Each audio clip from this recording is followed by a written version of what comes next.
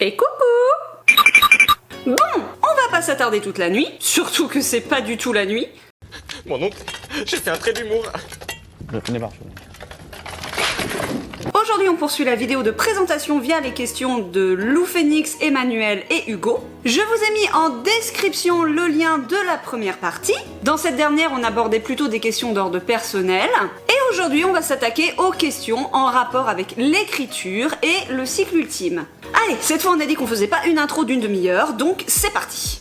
Depuis quand écris-tu? J'ai commencé à écrire, j'étais au collège. En 5e, 4e, je dirais.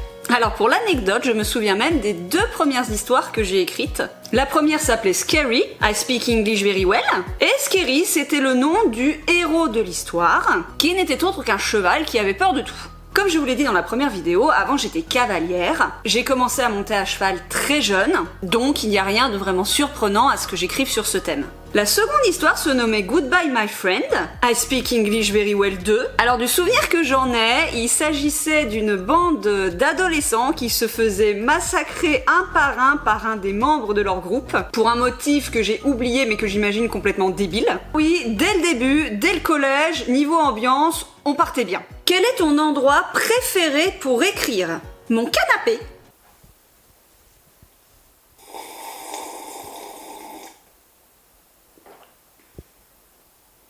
Et le métro.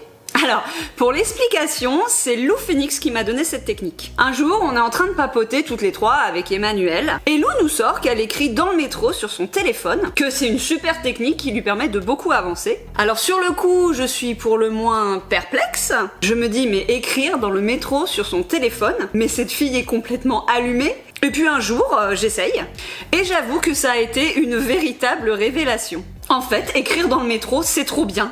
Je me mets à écrire le cycle ultime sur mon téléphone et je suis même parfois tellement concentrée que j'oublie de descendre à mon arrêt. Dites-vous que ce roman aura été en grande partie écrit et corrigé dans le métro de Paris. Est-ce que ça ne vend pas du rêve? Non.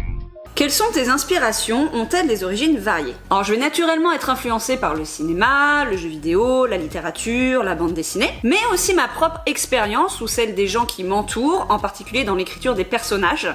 Le milieu équestre a aussi été une grosse source d'inspiration pour construire les bases de l'univers du cycle ultime. Élevage, étalons, poulinière, modèles et allures, reproduction, produits agréés, tout ça ce sont des termes qui viennent du milieu équestre et que j'ai réutilisés à ma sauce pour construire les bases de mon univers. Et parfois je me paye aussi des petits délires quand j'ai la flemme de faire du chara-design. Mes voyages sont aussi une grande source d'inspiration pour les lieux de mon récit, car ça me permet d'ancrer l'histoire dans la réalité et ça je trouve ça relativement essentiel pour la rendre crédible. Qu'est-ce qui t'a inspiré le cycle ultime? Alors pour commencer, il faut savoir qu'avec le cycle ultime, c'est la première fois que je m'essaye vraiment au registre de la fantasy. En particulier à cause de ça.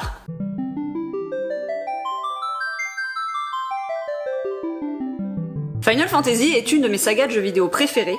Chaque épisode de la saga nous propulse dans un univers unique, avec des environnements incroyables, des personnages inoubliables et des intrigues où s'entremêlent philosophie, poésie et drame. C'est vraiment une saga qui m'a beaucoup marqué, notamment l'épisode 7 et le 10 qui sont mes préférés. Et du coup, un jour, je me suis dit « Oh là là, ça doit être tellement bien d'écrire de la fantasy, de créer entièrement son propre univers plein de mystères et de magie, peuplé de civilisations dont tu détermines l'histoire et la culture, où tu imagines des villes toutes plus extraordinaires les unes que les autres, des environnements qui invitent à l'évasion, des récits héroïques empreints de poésie et de drame.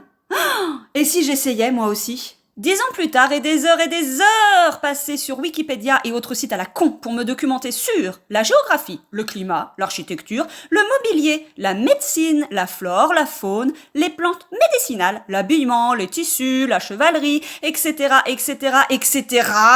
et à poser des questions moisies à Google du genre « Eh, dis, ça s'appelle comment les machins bidules dans les mosquées ?» Ça s'appelle un arc outrepassé ou un arc polylobé, sauf que les lecteurs s'en battent les cacahuètes. Non mais c'est bon. Et aide-moi à décrire ce genre de fenêtre, STP. C'est un fenestrage à orbe-voix avec des dessins de flammes trilobées et de redans, mais meuf, je te dis que tout le monde s'en fout. On veut des descriptions des abdos de Callan et des pectoraux d'Eikar, pas des ornements de table basse à la con. Laisse-moi tranquille. Mais quelle idée de merde. Mais quelle idée de merde. Depuis que je me suis lancée là-dedans, je transpire du sang par tous les pores de ma peau. Non, je plaisante. Il y a aussi des bons côtés. Donc, j'ai l'idée et l'envie brillante d'écrire de la fantaisie. Et ensuite me vient l'idée du phénomène qui est au cœur de mon récit, qui s'appelle la renaissance. Alors, à l'instant T, je vous jette juste le nom pour ne pas spoiler.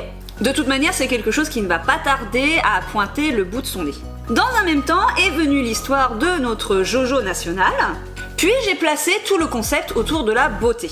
Et je vais donc rebondir sur une des questions d'Emmanuel. Pourquoi écrire sur la recherche de la beauté parfaite? Alors en fait, j'ai toujours été relativement fascinée par ce concept où on te dit qu'il faut que tu t'aimes comme tu es, tout en te faisant régulièrement culpabiliser par les publicités pour cosmétiques, pour régime, les photos retouchées, le harcèlement, la pression sociale, etc., etc. Et je me souviens notamment d'une publicité qui passait à la télévision, qui commençait par une dame d'un certain âge, qui te disait que son âge lui importait peu. Et évidemment, c'était une publicité pour cosmétiques, pour un produit anti-âge, anti-rides ou que sais-je. Donc, l'âge, c'est pas important, vieillir, c'est pas grave, mais ça rend quand même dégueulasse. C'est fin, c'est sain, ça se mange sans fin. Alors ce jour-là, allez savoir, j'ai eu une sorte de poussée d'inspiration. Ça allait vraiment être dans les bases fondamentales de l'univers, où la beauté est strictement encadrée par des lois, des inspections, des mises en garde claires, des amendes, etc. Bref, bonne ambiance. Qu'éprouves-tu à l'idée de laisser partir ce projet, de le rendre public? Je fais pipi dans ma culotte. Est-ce que c'est assez clair ou pas? D'autres projets en prévision?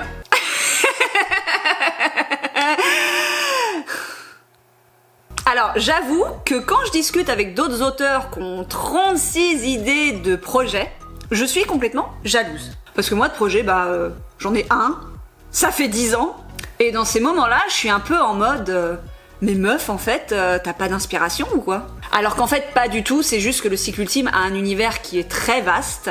Des nouvelles idées, j'en ai, des nouvelles idées d'histoire ou de personnages, j'en ai beaucoup. Sauf qu'au lieu d'écrire un nouveau roman, très souvent ça vient se greffer sur le cycle ultime. Après, j'avoue qu'un projet comme FF7 Héritage qui consiste à adapter un jeu vidéo en roman, ça me chatouille beaucoup depuis quelques temps. C'est vraiment une expérience que j'avais adorée, mais c'est vrai qu'à l'heure actuelle, le cycle ultime me prend vraiment toute mon énergie, j'ai pas de temps à consacrer à un autre projet. Puis je suis toujours en quête d'un jeu vidéo à adapter. Un jeu avec ce genre d'atmosphère que j'adore, mélange entre la mélancolie et la poésie. Un jeu avec suffisamment de zones d'ombre dans son scénario, pour ne pas dire un vide abyssal, que je pourrais combler avec mes propres idées. Un jeu qui m'a marqué à sa manière, au fer rouge, ça a fait mal, au point de me donner envie de me lancer à nouveau dans une telle aventure. Ah là là, si seulement un tel jeu existait.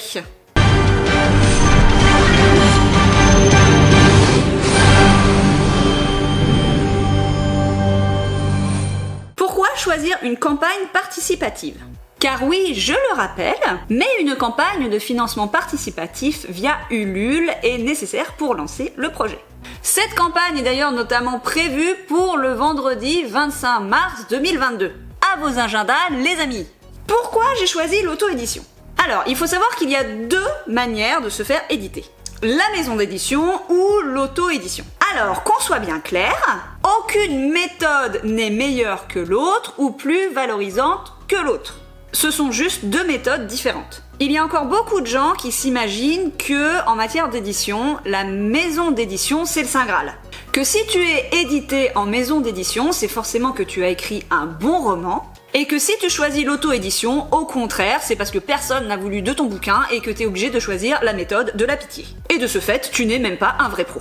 Alors non, non, non, non! Sortez-vous ce cliché de la tête, morbleu!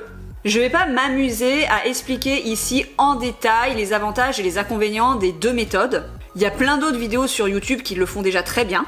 Si vous êtes curieux, je vous conseille notamment celle de Michael Bieli qui est vraiment super. Je vous mets le lien en description. En ce qui me concerne, si, comme beaucoup, pendant longtemps je suis restée attachée à cette idée que la maison d'édition était le seul moyen pour publier mon livre, je me suis beaucoup documentée, j'ai beaucoup réfléchi et en réalité l'auto-édition est la méthode qui me correspond le mieux pour pouvoir publier mon projet. Pour commencer, je n'aime pas l'idée d'être dépossédée de mon roman.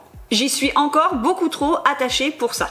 Je veux qu'il soit comme je veux, avec le titre que je veux, plus ou moins, la couverture que je veux, les illustrations que je veux, la mise en page que je veux, etc. Et même si c'est vrai que le principal avantage de la maison d'édition, c'est que tu n'as rien à gérer, puisque c'est la maison d'édition qui s'occupe de l'impression, de la communication, de la distribution, etc. Contrairement à l'auto-édition où tu dois tout faire. Je suis quelqu'un qui, malgré le stress faramineux que ça engendre, aime gérer des projets, se former, découvrir de nouvelles choses, de nouvelles façons de travailler, et l'auto-édition est idéale pour ça. En fait, je crois que j'aime tout simplement avoir mal. L'autre aspect que je trouve génial, c'est celui d'aller à la rencontre de nouvelles personnes, de former une communauté autour de ton projet. Car même si j'aime apprendre, me former et que je me dépatouille dans pas mal de domaines, je suis très loin de pouvoir tout gérer seul. Rien que d'échanger avec mes illustrateurs, par exemple, sur la couverture, je trouve ça hyper intéressant. Et il y a aussi tous les échanges avec vous, chers lecteurs, dont les retours, les encouragements, les discussions sont d'un enrichissement extraordinaire, une grande source de motivation également. C'est aussi une façon de faire de nouvelles rencontres et je trouve que c'est vraiment le meilleur avantage de l'auto-édition. Donc un grand merci à vous pour tout ça. Après, on sait jamais, peut-être que dans l'avenir je changerai de méthode, mais au stade où j'en suis, c'est vraiment l'auto-édition qui me correspond le plus. La campagne Ulule est un moyen de concrétiser le projet, de le lancer et surtout, je l'espère, de lui donner vie comme j'en rêve, à savoir via la réalisation d'un roman illustré. Et pour cela, il faut débloquer les fonds nécessaires, on va pas se mentir. Et c'est là tout l'intérêt de la campagne Ulule, qui, je l'espère, sera une belle aventure et non pas un plongeon de 250 km/h vers un mur en béton. Parce que j'aime avoir mal, mais j'ai quand même mes limites. Bon, et bien voilà, this is the end. I speak English very well 3. Je tiens encore à remercier Lou, Emmanuel et Hugo pour leurs questions. J'espère que ce format vous a plu et si c'est le cas, on pourra pourquoi pas éventuellement recommencer dans le futur. En attendant, merci à tous d'avoir visionné cette vidéo et de m'avoir écouté déblatérer mes bêtises. Portez-vous bien, passez tous un très bon week-end et je vous dis à la semaine prochaine. Ciao ciao!